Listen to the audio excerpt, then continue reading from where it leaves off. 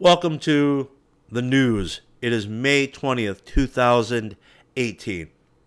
Now, the media is running around saying that Donald Trump called all immigrants animals.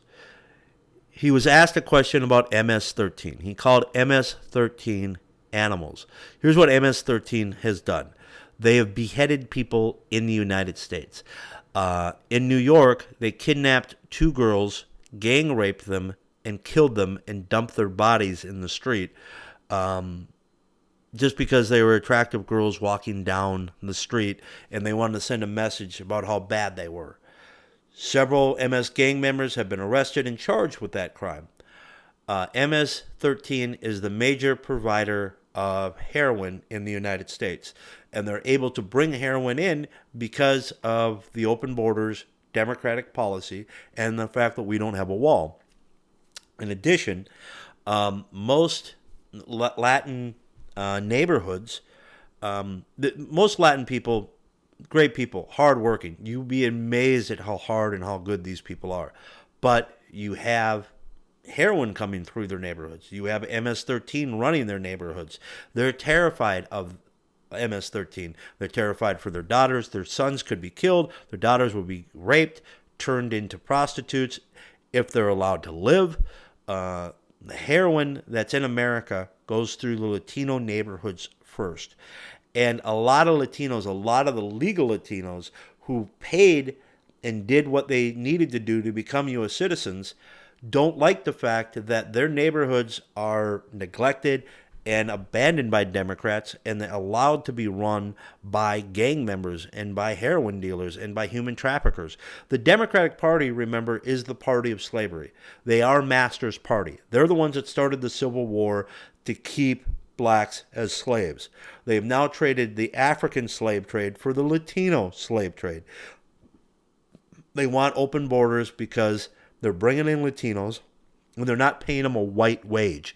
That's the reason, the Mexicans or the Latinos, they say, do a job that white people or Americans won't do. That's the same argument that they made for slavery. You had to import slaves from Africa to do jobs that you couldn't pay an American, i.e. a white person, wage and make a profit. It was far more profitable to have an African slave. Now it's far more profitable to have a Latino slave that you don't pay a real wage. And the fact that they're not U.S. citizens, you don't have to pay them, honestly. You pay them in cash.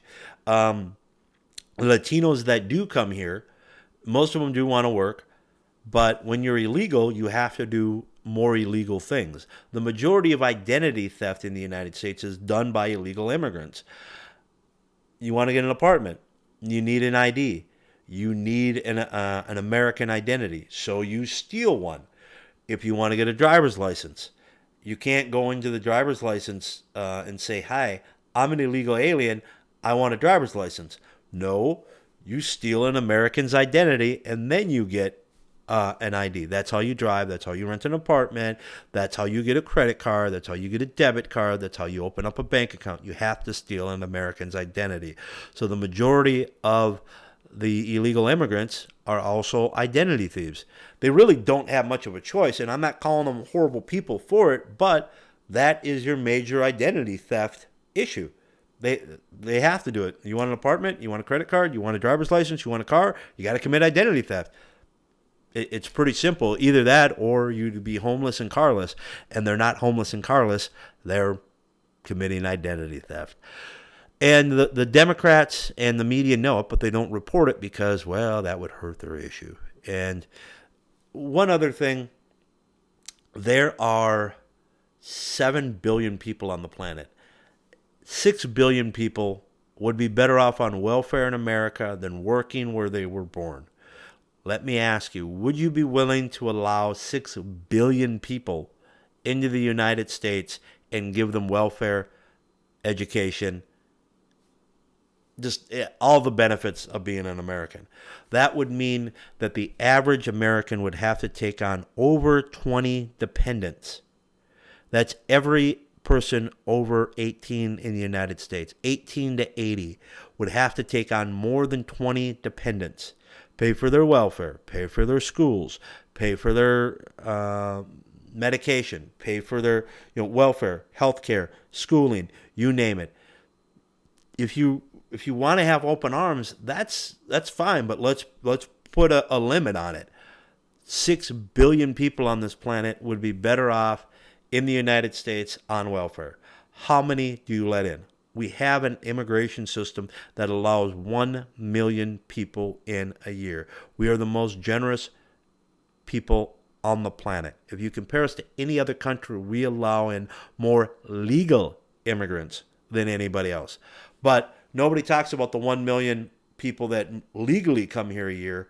You want to have an unrestricted people coming in, whether that's 1 million, whether it's 10 million. You don't know. They're undocumented. What's the documentation? So you have estimates. You have politically motivated organizations that put estimates on it. Truth of the matter is this: if you're undocumented, you can't document the number of people coming in. So we don't really know. Just pick a number out of the air. It's as accurate as anything else. But the Democrats are engaging in Latino slave trade because they think the Latinos, A, will vote Democrat, and they do vote illegally. 2, the business class that donates to the Democrats and the Republicans aren't clean in this either, they want cheap labor. They want to pay in cash. They don't want to withhold Social Security. They don't want to give them health care. They don't want to pay them the minimum wage. They don't want to pay them an American wage, i.e. a white wage. They want to pay them a Latino wage, which is cash and no health care, no medical benefits. And if you do end up paying them in a check, you knowingly pay somebody that has committed identity theft. This is Jose. His name's John Thomas. Yeah, he doesn't look like a John Thomas to me, but he's got a Social Security number and the date of birth. So, okay, you're hired. By the way, we should be paying you $20 an hour. We're paying you $5. Why? Because we know you're illegal. Maybe the minimum wage is $7. You're getting $7 for a $20 an hour job. And hey, this is great. Vote Democrat. Truth of the matter is, they're treating them like slaves. The human trafficking is just a different word for the slave trade. MS-13 is really involved in that. MS-13 is bringing in heroin. MS-13 is bringing in human beings who are de facto slaves. The women are being turned out. If you're a good-looking guy, you could be turned out. You're being worked to death for almost no money. And those people could come in legally. We have a very generous 1 million people legally immigrate to the United States every year. But hey, why pay a couple of $1,000s and do it legally when you can just come in, vote Democrat, put a couple of pounds of heroin on your back, and MS-13 will move you right along. It's going to be a great thing. That needs to stop. The American people have voted for this to stop this several times. Reagan offered, he signed an amnesty bill in the 1980s. I think it was 86. He basically pardoned 8 million illegal aliens in the United States in exchange for a wall that ran from the Pacific to the Gulf of Mexico. The 8 million people are still here, and the wall was never built. Now, with 2 years left, Reagan couldn't get the wall built, but that's what the American people voted for. We were promised a wall. We didn't get a wall. Trump has promised us a wall, and the Democrats are fighting tooth and nail. Ask yourself, why would a politician want open borders? Why would a politician want millions of illegal immigrants coming to the United States who don't have background checks, haven't been tested, don't have their vaccination shots? We don't know who they are. The only reason a politician does anything is for votes or money. So there's got to be money and votes in it for the Democrats. 2, this huge wave of immigration. When you come here legally, you have to do a healthcare check. You can't have tuberculosis. You can't have other diseases. Tuberculosis has come back in California because they've offered to bring in so many illegal immigrants. These people don't have their vaccinations. Central America doesn't have the money to vaccinate everybody. So these people have diseases that we've wiped out. In addition, Mexico in particular does not cooperate with American law enforcement. So if you're a sex offender in Mexico and you get caught in the United States, the Mexican government does not tell the American police or the American government that this person is a wanted sex offender. He rapes little children. Now, you fingerprint the guy, you do a facial, you do a mugshot, which is nowadays a facial recognition scan. You can detect if Jose, whoever his real name is wanted for sex offenses in Mexico or other countries. That should be part of NAFTA. That needs to be part of any deal with any country. We need to know who your criminals are, because if we catch them here, we nail them. We can add other offenses to them. So if you're a sex offender in the United States, you're in a database. You can't go near a school. If you're a sex offender from Mexico and you're near a school and the cops stop you, he has no idea that you're a sex offender from Mexico, because the Mexicans specifically do not share that information with us. So if you're a rapist, if you're a murderer, if you're a heroin dealer, or if you like to have sex with little children and you're a foreigner, you can wander around America free and clear. If you're an American sex offender, you're on the sex offender list. If the cop stops you where you shouldn't be, there's additional consequences. If you're a foreign sex offender, we don't get the list. Therefore, you can go get a job at a school, at a daycare. You're a sex offender. You can rent a house across the street from a grade school. What are you going to do about it? He's committed identity theft. You don't know his real name. And if you did find out who he really was, Mexico's not telling you that they've convicted him or he's suspected of being a child molester. You can stay in Mexico and do life in a Mexican prison, or you can come to America and rent a house across the street from a grade school or a daycare provider. That happens every day in America. And since they're undocumented, and since there's a certain groups that want to keep them undocumented and wants them here, well, most of them are good people. But in those good people, since those people are undocumented, are the bad people.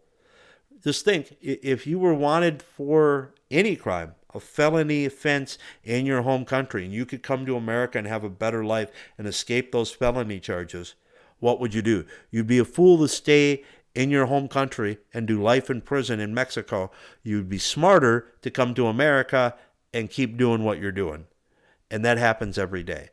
And that's some of the things that the immigration reform would prevent, and the wall would make harder to happen. And the struggle won't be over, but it would be, we'd start winning some. We'd start keeping some of these criminals, MS-13 and others, out. Now, once again, the major media, New York Times in particular, have lied about Donald Trump. He was asked a question about MS-13. He called them animals.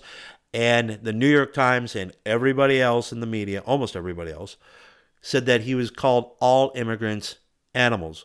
By the way, he's married to an immigrant. Melania is not an American by birth. She's a foreigner. His first wife, Ivanka, I may have that wrong, but his first wife and his current wife are both foreigners. He did not call his former wife and his current wife animals. He called MS-13 animals, and the media is lying about it. I'm Tim's TV. That is our news update for May 20th, 2018.